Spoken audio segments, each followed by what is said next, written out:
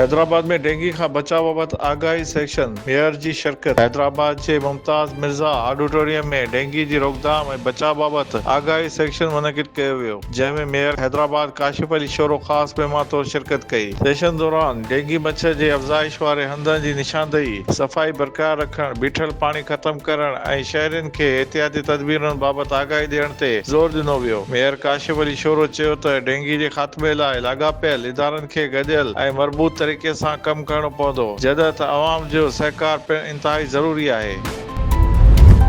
हैदराबाद में अयाज़ लतीफ़ पले जो शागिर्दनि जे एहतिजाजी कैंप ते पहुची वियो। मेरिट जी बहाली जो मुतालबो। हैदराबाद में क़ौमी अवामी तहरीक जे सरबराह अयाज़ लतीफ़ पले जो सिंध पब्लिक सर्विस कमीशन आदो शागिर्द एक्शन कमेटी जे एहतिजाजी कैंप ते पहुची शागिर्दनि सां यकजहती जो इज़हार कयो। मीडिया सां ॻाल्हाईंदे अयाज़ लतीफ़ पले जो चयो त लखे नौजवान मेरिट ऐं रोज़गार जे मसइले सबबि मायूस आहिनि। IBA टेस्ट पास कंदड़ PST, GST ऐं ॿियनि कैडरनि जा केतिराई नौजवान नौकरियुनि खां महरूम आहिनि। इन पब्लिक सर्विस कमीशन जी शफ़ाफ़ियत ते सवाल उथारींदे मेरिट जी बुनियाद ते नौकरियूं ॾियण जो मुतालबो कयो। हिन चयो त पुरअमन एहतिजाज हर शहरी जो आईनी हक़ आहे। उन करे एहतिजाज करण शागिर्दनि ऐं कारकुननि खे गिरफ़्तार करण बदिरां उन्हनि जा मुतालबा ॿुधा वञनि। अयाज़ लतीफ़ अली जो चयो त सिंध जी वहदत, वसीलनि ऐं हक़नि लाइ पुरअमन जमहूरी जिदोजहद जारी रहंदी, जॾहिं त सिंधी ऐं उर्दू ॻाल्हाईंदड़ सिंध जा मुस्तक़िल रवासी भाइर आहिनि ऐं नफ़रत बदिरां इतिहाद खे हथी ॾियणु घुरिजे।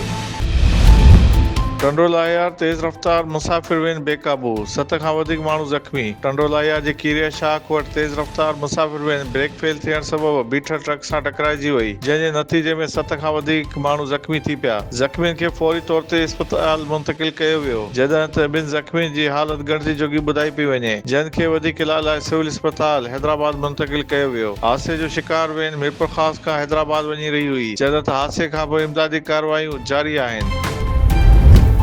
टंडो गुलाम हैदर कुते जे ॾारण सबबि 6 ॿारनि जी माउ फौत, वारिसनि पारां जांच जो मुतालबो। टंडो गुलाम हैदर जे ॻोठ मोहम्मद मूसा चांग जी रहवासण ऐं 6 ॿारनि जी माउ बेगम ज़ाल अलहवरायो चांग कुते जे ॾारण सबबि कराची जे इस्पताल में फौत थी वई, जंहिं सबबि ॻोठ में सोग वारी सूरतहाल छायल आहे। वारिसनि इल्ज़ाम लॻाईंदे चयो त औरत टंडो गुलाम हैदर इस्पताल में मुक़रर डॉक्टर जी मुबैना नाअहली ऐं गैर मयारी वैक्सीन सबबि फौत थी। हिन सिहत खाते जे इख्तियारियुनि खां मुतालबो कयो त मामले जी शफ़ाफ़ जांच कराए ज़िम्मेवारनि ख़िलाफ़ क़ानूनी कार्रवाई कई वञे।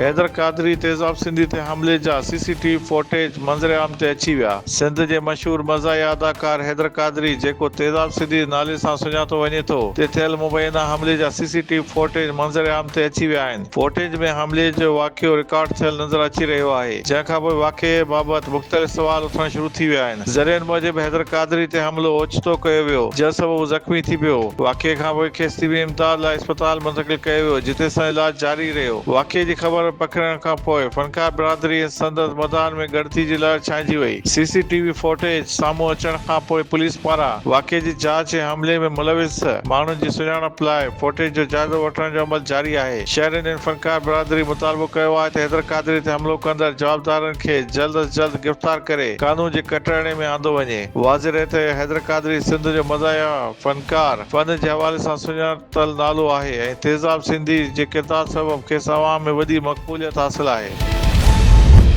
टंडो गुलाम हैदर भरिसां ज़रे ज़मीन में कमु कंदड़ 32 वरह जे पोरियत रामचंद पुट सोनो कुली खे नांग कखे विधो। वारिसनि खेसि फौरी तौर ते तालके इस्पताल टंडो गुलाम हैदर पहुचायो, जिते तिबी इमदाद ॾियण बाद सिविल इस्पताल हैदराबाद रेफर कयो वियो। इस्पताल मुंतक़िल करण दौरान ज़हर पखि ॾियण सबबि नौजवान हैदराबाद पहुचण खां अॻु ई रस्ते में फौत थी वियो। लाश घर पहुचण ते कोहराम मची वियो, जॾहिं त इलाइक़े में सोग वारी सूरतहाल छायल आहे।